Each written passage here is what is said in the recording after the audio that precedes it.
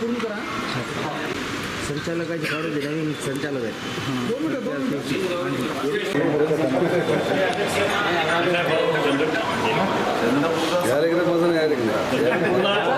सकाळी हो पूजा असेल 11 वाजता सायंकाळी प्रोग्राम चालू. हो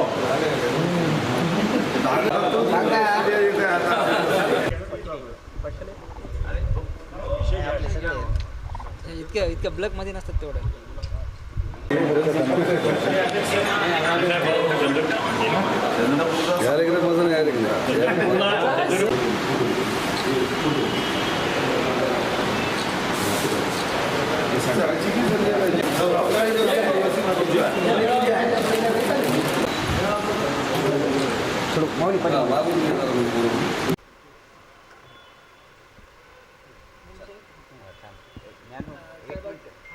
साहेब, एबीपी माझाला एक्सक्लुझिव्ह माहिती दिलेली आहे शिंदे गटाच्या सूत्रांनी की 6 खासदार जे आहेत ते लवकरच शिंदे गटात येणार आहेत, ठाकरे गटाचे. काय सांगा?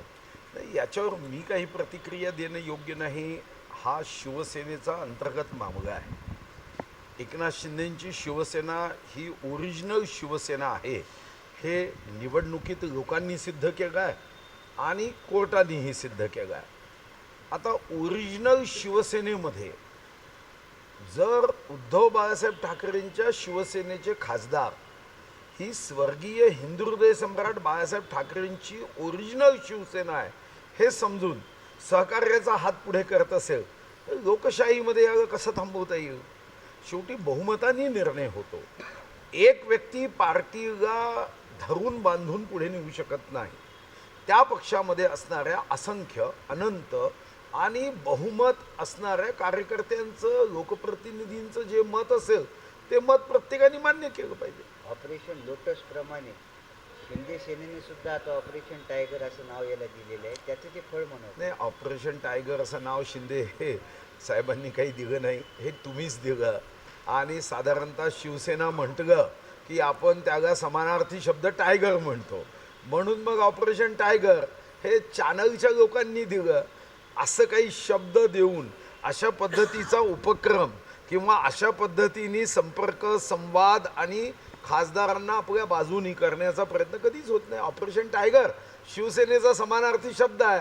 जिथं शिवसैनिक म्हटलं तिथं टायगर म्हटलं जातो, म्हणून ऑपरेशन टायगर. अर्थमंत्री होता तुम्ही स्वतः, तुम्ही महाराष्ट्राचा पूर्ण अभ्यास केलेला आहे. लाडक्या बहीण योजनेमुळं कोरडी थक पडलेली आहे. आपल्या तिजोरीमध्ये पैसे नाही आहेत, त्याच्यामुळं अनेकशा योजना. राजकीय नेत्यांचं काम अधिकाऱ्यांनी राज्य चालवायचं, अधिकाऱ्यांनी राज्याची अर्थव्यवस्था चालवायची, हे राजकीय नेत्यांचं काम नाही आहे. राजकीय नेत्यांचं काम आपल्या कर्तृत्वाने जेव्हा गोरगरिबांच्या कल्याणासाठी योजना कराव्या लागतात त्याचा समतोल करणं हे काम आहे. लाडकी बहीण योजना सुरू केल्यानंतर ती बंद करणं ही चूक आहे. एकूणच राजकीय क्षेत्रातील नेत्यांविषयी अविश्वास होईल आणि हाही अविश्वास शेकडो हजारो बहिणींच्या मनात नाही तर 2,33,00,000 बहिणींना आपण लाडक्या बहिणी योजनेचा फायदा देतो. राज्यकर्ते म्हणून जेव्हा हा फायदा देणारी योजना केली तर ती बंद करण्याचा विचार या जन्मात तरी आणता कामा नये. या दृष्टीने जर आपली आर्थिक शक्ती वाढवायची असेल तर त्या दृष्टीने मात्र $1 ट्रिलियन इकॉनॉमीचा विचार केला पाहिजे. आपल्या राज्याची आर्थिक सुधारणा कशी करता येईल, विविध क्षेत्रामध्ये उद्योग असेल, शेती असेल, सेवा असेल, रोजगार असेल, कृषी असेल, या सर्व क्षेत्रामध्ये आपण उपाययोजना करून आपली आर्थिक शक्ती वाढवायची आहे. राज्य सरकारचं काम हे नाही आहे की आपल्याला असणाऱ्या संसाधनेमध्ये जे आहे ते घडवायचं.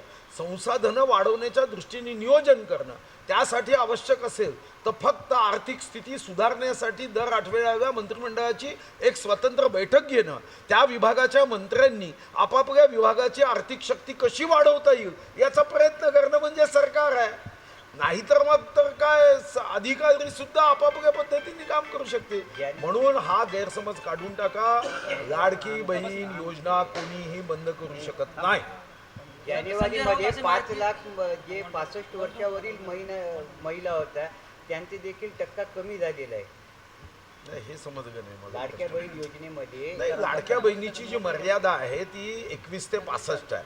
65च्या वरती ज्या महिला जातात त्या आपोआपच त्या लाडक्या बहीण योजनेच्या निकषातून नियमातून बाद होणार आहे. पण त्यांच्यासाठी मग श्रावणबाग योजना सुरू होते. 65 पर्यंत ही योजना आहे. शेवटी हे निकष केले, हे काही सरकारने आज बदलले नाही, काल बदलले नाही, नवीन सरकार निवडून आल्यावर बदलले नाही. 21 वर्षापासून 65 वर्षापर्यंत ज्यांना आपण निराधार विधवा परित्यक्त्या घटस्फोटिता योजनेचा फायदा देऊ शकत नव्हतो त्यांच्यासाठी ही योजना होती. 65 वर्ष झाल्यानंतर या योजना त्यांच्यासाठी लागूच होत नाही. त्यांना मग श्रावणबाग योजनेमध्ये अर्ज करावा लागेल किंवा ॲटोमॅटिक शिफ्टिंग करावं लागेल. सिंधीचा पक्ष हा भाजपाच्या पोटातील अपेंडिक्स आहे, तो कधीही कापून टाकला जाऊ शकतो असं खोचक टीका जी आहे ते संजय राऊत यांनी केली. तुम्ही खूप गंभीर असता का हो संजय राऊतांच्या संदर्भात?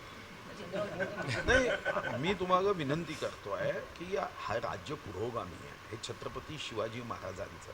आपण काय शब्दरचना करतो? डॉक्टरपेक्षा कंपाऊंडर बरा, पाप केल्याने कोरोना होते, हरामखोर या शब्दाचा नॉटी आहे. तरी मला वाटतं की तुम्ही गंभीर होता अशा प्रश्नावर. आपण काय बोलतो? आपलं महाराष्ट्र कुठं आहे? आणि त्या संदर्भामध्ये त्यांनी उठायचं, बोलायचं. आणि दुर्दैव हे आहे की तुमच्यासारख्या सज्जन, सुस्वभावी, बुद्धिमान पत्रकारांनी त्यांच्या जाळ्यात फसायचं का? ते काही बोलतील. कधी म्हणायचं रेड्याची शिंग पुरली, कधी म्हणायचं वर्षा बंगल्यावर मुख्यमंत्री का जात नाही, मुख्यमंत्र्याची मुलगी 10वीत आहे म्हणून जात नाही.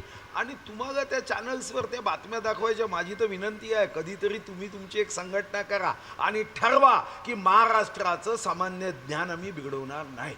अनेक जण आमच्या प्रकरणामध्ये एक आरोपी अद्याप फरार आहे. याविषयी काय सांगा? पकडून बांधलं पाहिजे, ठोकलं पाहिजे अशा लोकांना. काल इतकी निर्गुण हत्या होते, महाराष्ट्राला हादरवणारी, लाज वाटणारी हत्या आहे. ठोकलं पाहिजे, त्याच्यासाठी विशेष कायदा पारित केला पाहिजे. आत्ता असणाऱ्या कायद्यामध्ये तरतूद नसेल तर कायदा पारित करून अशा माणसाला चौकात उभं करून साऱ्या महाराष्ट्राच्या लोकांनी सुया टोचल्या पाहिजे. अनेक जण आमच्या संपर्क आहेत. टप्प्याटप्प्याने शिवसेनेत प्रवेश होईल. जे ऑपरेशन टायगरच्या प्रश्नावर उदय सामंत यांनी उत्तर दिलं. मग चांगली गोष्ट आहे ना. त्यांच्या पक्षात आलं काय, आमच्या पक्षात आलं का? घी कहाँ गया खिचडी में. शेवटी आमच्या महायुती जर मजबूत होत असेल आणि आमच्या एकनाथ शिंदेच्या पक्षामध्ये कोणी प्रवेश करत असेल तर अडचण काय आहे? शेवटी आम्ही महायुती म्हणून घडवतो.